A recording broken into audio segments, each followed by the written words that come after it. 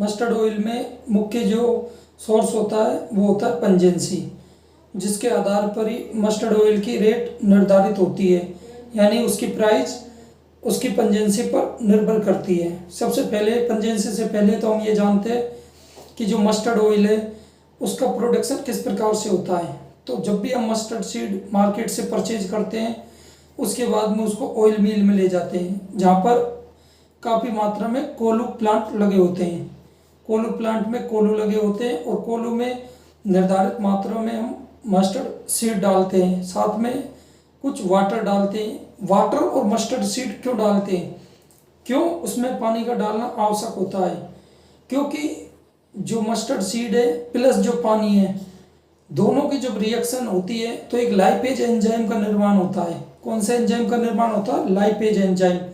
ये क्या करता है? वसा का पाचन करता है, और वसा का पाचन करने के कारण इसमें ग्लिसरॉल प्लस फैटी एसिड का निर्माण होता है।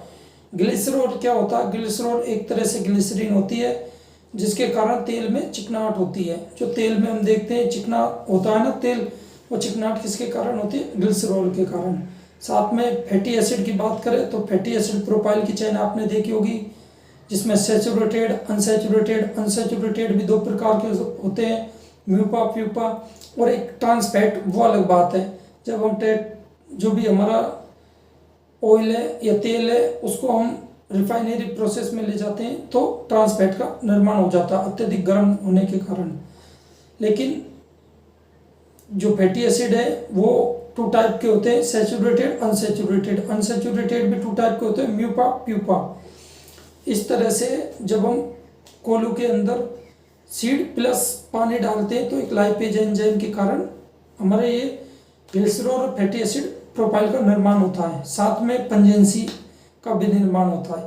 पंजेंसी का निर्माण कितनी मात्रा में होता है और ज़्यादा से ज़्यादा पंजेंसी का निर्माण किस प्रकार से हो, इसके लिए आप एक कोल्हू में कितनी परसेंट में उसमें कितना किलो सीड डाल रहे हैं, सीड डालने से पहले सीड साफ की है नहीं किया है, उसके बाद में उसमें कितनी परसेंटेज आप या कितना ml या कितना ग्राम आप पानी का डाल रहे हो, पानी डालने का क्या तरीका है आपका, कितने टाइम में पानी डाल रहे हैं, कितने टाइम तक आप कोल्हू जो है उसको चला रहे हैं, साथ में कितने टाइम में आप घानी को निकाल रहे हैं, घानी का जो स्पेसिफिकेशन है वो क्या है, मतलब जो घानी के अंदर जो मॉइस्चर कंटेंट ऑयल कंटेंट होना चाहिए वो कितना बच रहा है, वो सभी इस पर निर्धारित करते हैं एक क्वालिटी कंट्रोल को। अगर आपकी क्वालिटी कंट्रोल बेस्ट है, अगर आप लेबोरेटरी से अच्छे से कनेक्ट है और आपकी क्वालिटी कंट्रोल ए नंबर पर है, तो आपका जो मॉइस्चर कंटेंट है और जो ऑयल कंटेंट है वो क्वालिटी कंट्रोल के स्पेसिफिकेशन के अंतर्गत होना चाहिए। उसके बाद में सेकंड स्टेप आ जाता है एक्सपिलर। अधिकतर मस्टर्ड ऑयल के जो प्लांट होते हैं उनमें 6 एक्सपिलर होते हैं, लेकिन कुछ में 5 एक्सपिलर भी होते हैं। लेकिन कई बार फोमिंग की प्रॉब्लम आती है तो एंटीऑक्सीडेंट मिक्स कर दिया जाता है। लेकिन कई बार एक देसी तरीका भी होता है जो हम एक्सपिलर में ही डालते हैं, उसके कारण भी फोमिंग और कई तरह की प्रॉब्लमों का सॉल्यूशन हो जाता है। इन एक्सपिलरों में से फर्स्ट से सेकंड, सेकंड से थर्ड, थर्ड से फोर्थ, फोर्थ से फिफ्थ, फिफ्थ से सिक्स में जाकर कैटल फीड निकलती है। तो हर एक एक्सपिलर में कितनी परसेंटेज में मॉइस्चर होना चाहिए, कितनी परसेंटेज में ऑयल कंटेंट होना चाहिए, इसका भी एक स्पेसिफिकेशन होता है। अगर आपके 5 एक्सपिलर हैं तो 5 एक्सपिलर का अलग स्पेसिफिकेशन होता है। अगर आप अपनी क्वालिटी को बेस्ट कंट्रोल करना चाहते हैं तो वो स्पेसिफिकेशन के अंतर्गत आपका ऑयल कंटेंट और मॉइस्चर रहना चाहिए, ताकि आपका जो पंजेंसी है वो बरकरार रहे, साथ में तेल में कालापन या फिर झाग, फोमिंग की जैसी प्रॉब्लम है वो सभी नहीं आए। उसके बाद में अगला जो स्टेप होता है कैटल फीड में आने के बाद में कुछ लोग तो इस कैटल फीड को मार्केट में सप्लाई कर देते हैं, लेकिन आप ध्यान रखें अगर आप मार्केट में ज़्यादा परसेंटेज ऑयल का कैटल फीड सप्लाई करेंगे तो आप कंपनी में लॉस में जाएंगे। कितने परसेंटेज कैटल फीड के लास्ट एक्सपिलर में रखा जाता है ये भी जानना आपका ज़रूरी है, नहीं तो आपकी कंपनी लॉस में चली जाएगी। अगर आप उसी कैटल फीड को अगर सॉल्वेंट प्लांटों में सेल कर रहे हैं तो आप कितनी परसेंटेज मॉइस्चर और कितनी परसेंट ऑयल कंटेंट में सप्लाई कर रहे हैं, उसमें आप सैंड सिलिका तो नहीं डाल रहे हैं, सैंड तो नहीं डाल रहे हैं जिससे सैंड सिलिका AIA आदि का निर्माण हो रहा हो, जिससे आपका सैंपल फेल हो सके। सॉल्वेंट प्लांट क्या होता है, वहाँ पे हेक्सिन बेस्ड प्लांट होता है। आपके जो खल है उसको सॉल्वेंट प्लांट से गुजारा जाता है, तो उसमें जो हेक्सिन है वो अलग अलग 9 स्प्रे सेट होते हैं, उनमें चलती रहती है।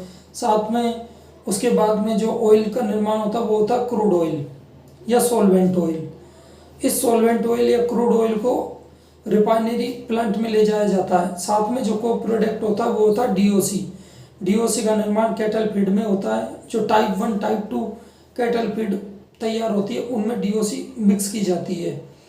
इस तरह से डीओसी को कई बार कांडला गुजरात जैसे बंदरगाहों के माध्यम से अच्छी अच्छी कंपनियों को सप्लाई भी किया जाता है। और कैटल फीड टाइप 1 टाइप 2 जो कंपाउंड फीड होती है उसमें इसका निर्माण या उसमें इसको डाला जाता है।